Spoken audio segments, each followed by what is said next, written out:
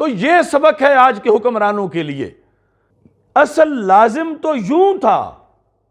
یعنی جب توہین کی خبر پہنچی تو مسلمانوں کے میزائلوں کا رخ فرانس کی طرف ہو جاتا، فضائی حملہ کرتے، یعنی اس طریقے کے بعد کہ یا تو صرف جو گستاخ ہیں وہ ہمارے سپرد کرو، اور اگر تم وہ سپرد نہیں کرتے، ان کو پناہ دیتے ہو، تو پھر پورے ملک کے خلاف ایکشن لیا تھا حضرت صدیق اکبر رضی اللہ تعالی عنہ نے۔ تو آج اگر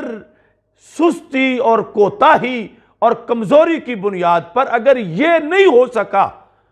تو پھر ان کی سفیر کو گود میں بٹھانے کا کیا مطلب ہے؟ خاکے بنا کر توہین امیز جنہوں نے وہاں دیواروں پر لگائے ہوئے ہیں، گاڑیوں پر لگائے ہوئے ہیں، اور اعلانیہ سرکاری طور پر اس کو وہ فریڈم آف سپیچ کہہ رہے ہیں۔ ہم نے دیکھنا ہے توہین ہوئی، ہم نے یہ نہیں دیکھنا کہ ان کی یہ اصطلاح کیا ہے۔ تو ویسٹ اس کو فریڈم آف سپیچ کہہ رہا ہے، لیکن ہمارے نزدیک یہ توہین رسالت ہے۔ ہم حکم توہین رسالت کا جو 100% حکم بنتا ہے وہ لگائیں گے، اور مسلم امہ کی حکمرانوں پر یہ لازم ہے جو حضرت صدیق اکبر رضی اللہ تعالی عنہ نے کیا۔ نسب الرایا کے اندر ہے حضرت سیدنا صدیق اکبر رضی اللہ تعالی عنہ کا مقدس زمانہ تھا، توہین رسالت کا ایک مسئلہ بن گیا۔ 452 صفحے پر اس نسب الرایا میں یہ بات موجود ہے۔ حضرت حذیفہ بن یمان رضی اللہ تعالی عنہ کو رسول پاک صلی اللہ علیہ وسلم نے اس علاقے میں بھیجا ہوا تھا، عمان کے علاقے میں، کہ وہاں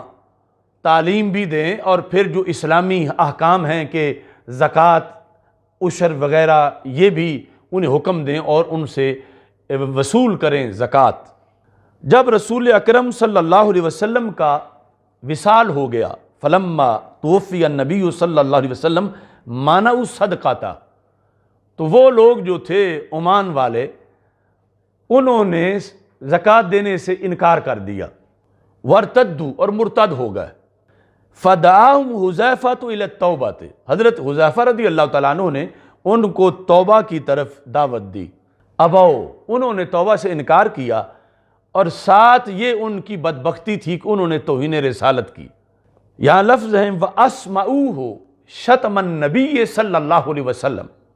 زکوٰۃ کا انکار بھی کیا اور ساتھ رسول پاک صلی اللہ علیہ وسلم کے بارے میں معاذ اللہ نازیبا لفظ بولے۔ فقال لهم حذیفۃ رضی اللہ تعالی عنہ اسمعونی فی ابی و امی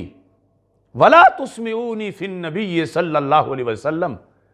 فرما میرے ابا جی کو گالی دے لو، میری امی کو گالی دے لو، میرے نبی کو گالی مت دینا۔ فابوا الا ذلک، وہ باز نہ آئے۔ فکاتب حذیفۃ الی ابی بکر رضی اللہ تعالی عنہ،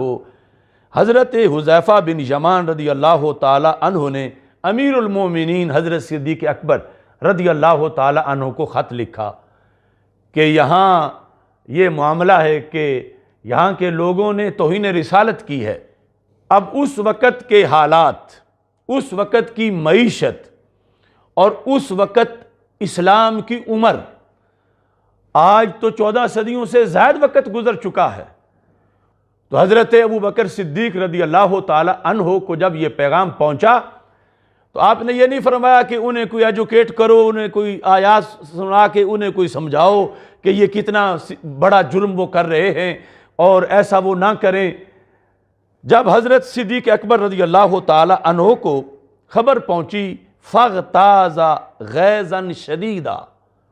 تو حضرت صدیق اکبر رضی اللہ تعالی عنہ کو حد درجہ غصہ آیا۔ وَأَرْسَلَ إِلَيْهِمْ إِكْرَمَةَ ابْنَ أَبِي جَهْلٍ فِي نَحْوِ 2000 من المسلمین، ابو جہل کا بیٹا جو مسلمان ہو چکا تھا حضرت اکرمہ رضی اللہ تعالی عنہ، ان کو 2000 سپاہی دے کر بھیج دیا حضرت صدیق اکبر رضی اللہ تعالی عنہ نے ناموس رسالت پہ پہرا دینے کے لیے، یعنی فوری رد عمل۔ یعنی اس وقت کتنی تقسیم تھی فوج، شام کے محاذ پر خود مدینہ منورہ کے گرد و نواح میں مرتدین، منکرین زکوٰۃ اور مدعیان نبوت کے خلاف جنگیں، لیکن اس مسئلہ کے لیے فوراً حضرت صدیق اکبر رضی اللہ تعالیٰ عنہ نے 2000 کا لشکر جو ہے وہ بھیجا۔ حضرت حذیفہ پہلے ہی وہاں تھے، یہ لشکر پہنچا تو جاتے ہی حملہ کر دیا ان پر، فقاتلوہم، ان کے خلاف جہاد کیا،